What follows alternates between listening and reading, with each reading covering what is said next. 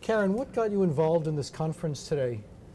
Well, I'm a good friend of, Maylin has been a really good friend of mine, and Doug Engelbart's my husband's, and she asked me just to kick off the social with a few words, because they're dedicating this conference to Doug, the memory of Doug Engelbart. And so I was delighted to do that, because I'm still, we just lost Doug about 8 months ago, so I'm still sort of relishing any opportunity to talk about him.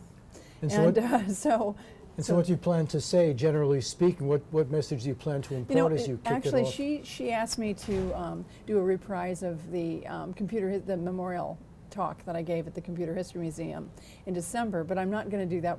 Part of the reason is maybe 20% of the people already heard that. I think I'm just going to be saying that, talking about how Doug was he was sort of a country boy futurist, a really interesting paradox there. And he had a dream of, he ushered in personal computing as we know it today, but that wasn't the most dominant dream. And the thing that really got his dream started to even go into personal computing was the desire to solve complex, urgent problems collectively. And when he was 25 years old, he was at NASA, and he suddenly got this idea that he needed a new goal in life. He had just gotten engaged, and he thought, well, I've got a great job, I'm engaged, so this can't be it. And he realized that he had to have a more comprehensive goal, or more important goal. So his goal was to try to solve complex, urgent problems with the help of computers. So that's what made him go back to school. He went to get his PhD. So I'm sorry to answer this in such a long way, but basically my feeling about this conference is that Doug's been celebrated for a long time for his accomplishments, technological accomplishments, which it took a lot to get to. He had to push through a lot of objections, but the really more important thing for him was to solve problems. And this group, Maylin and Franchise for Humanity, is so capturing the spirit of what Doug would absolutely have relished.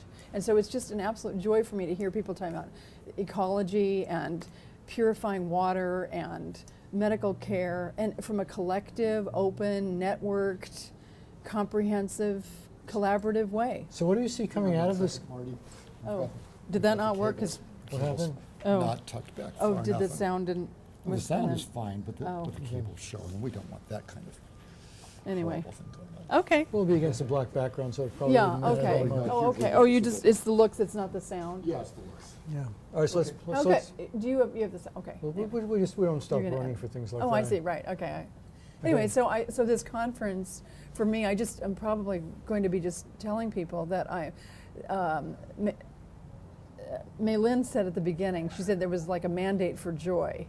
And I wanted to mention that Doug, for the first half of the time I knew him, was really not joyful at all, even though he had a kind of a sparkly personality, but he was really miserable because he had all these surrounding paradigms that were not collaborative and that didn't recognize the importance of doing the kind of work that they're doing today at this conference. And then he started seeing bits of it, and I think now, if he could see it, he'd be absolutely thrilled. So if we're talking about solving the world's major problems, is that mostly about technology or most about working better together? Well, Doug had a lot of tools that he felt like were, all personal computing tools, the mouse was the least of it, and other kinds of tools that would help people operate technologically in a high performance way. Really great things like links and different views of seeing whole transcripts and seeing depth of them, not just the thing in itself. So there were technological tools, but really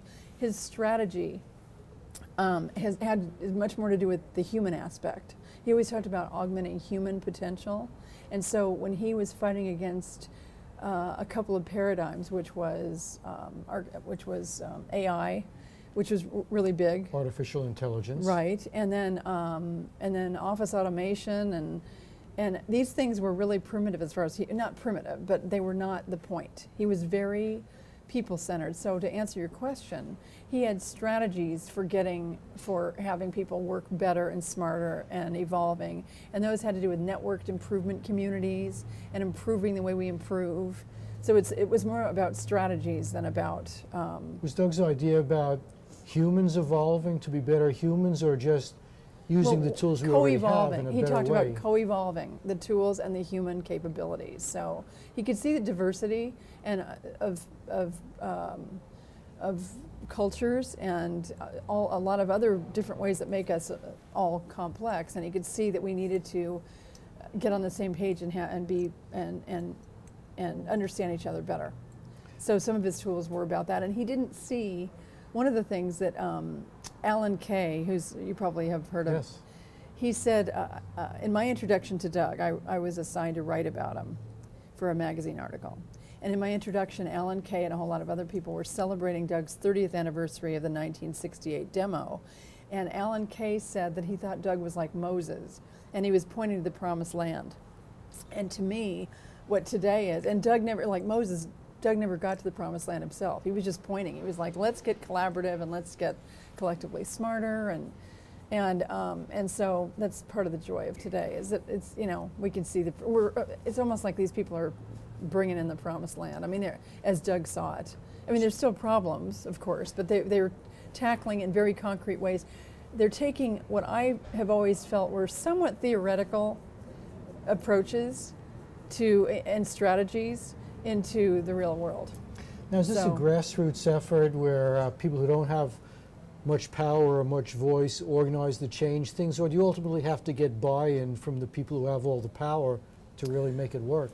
Gosh, that's not anything I can address, but I can say that I think that a lot of times the kind of power is either somehow within, aside from institutionalized structures, and then somehow it ultimately is taken up. I was just thinking about that very thing today, and it seems like people who, a lot of the problem solvers, the spirit of things sometimes is kind of it's a little bit revolutionary. So it almost seems like it's revolution. It's not institutionalized until the revolutionaries. The revolutionaries are, yeah, I think so, more organic, and then people see what works. And I mean, the people were saying today in the conference that innovation is really difficult to pull off in the context of large organizations. It's almost impossible. So it's happening outside, in smaller, more grassroots. Well, there's a resistance to change in large organizations because they've been doing something for a long time and it's been working for them, and change is complicated. And it always annoys some people because it affects them adversely. Right, and it can reduce jobs. I mean, innovation is disruptive, and so by that, by that. Well, was Doug's vision that like everybody would work together for the common good, or do we recognize that everyone is working primarily for self-interest, and so for something to gain traction, it has to address people at the level of self-interest? Doug never addressed that, and I think that part of who Doug is that he didn't really even understand the idea of self-interest, and so so I think that was part of the challenge for him. I think that he was almost like an egoless guy. He was really fiercely devoted to his vision and what would make, what would help us develop better ways of solving problems. And he was fiercely devoted to that, and he would get fired for, and lose funding for his convictions. But he kept on that track. And well, I guess that's the issue, the trade-off between continuing to earn a living at your job or talking about what you really believe in, and that's not an easy choice for most people. And that's what he did. He kept talking about it. In fact, he was at Berkeley, and when he was in grad school, he went to, he got his PhD. They didn't even have computing. They didn't have computer science here at Stanford. He checked into it. He was at NASA, and he checked it. They weren't even doing computer science then. That was in the 50s. So he went to Berkeley, and when he finished his coursework, his PhD, he was talking about personal computing, and people would say, one guy said to him, if you keep talking like that, Doug, you're going to be an acting assistant professor the rest of your life. That's how much resistance there was to even the personal computing aspect. So you have to be pretty sure of your position to risk everything to support it. It's easy to say you Exactly. believe in something, but will you stake your career on that Right, belief? exactly. And he believed it. It's not even like a scientist with a, or a chemist with something that they know that they can administer and then watch transfer. I mean, it wasn't even. He believed in it fiercely, but really, it was still in the abstract. We weren't seeing it actually happen anywhere. And he didn't have models for it, but he still believed in it, that it could happen. And then I feel like we're getting closer and closer with this, Franchise for Humanity. We're seeing concrete examples of people being open and networking and collaborative, and everything that Doug stood for is these people. It's like the spirit of Doug is there. I don't want to take away from them because it's all original solutions, but the spirit of Doug it's the DNA for what he thought would work. It seems everywhere in this conference. We're just It's really about out of great. time. Do you have any Okay. more comments?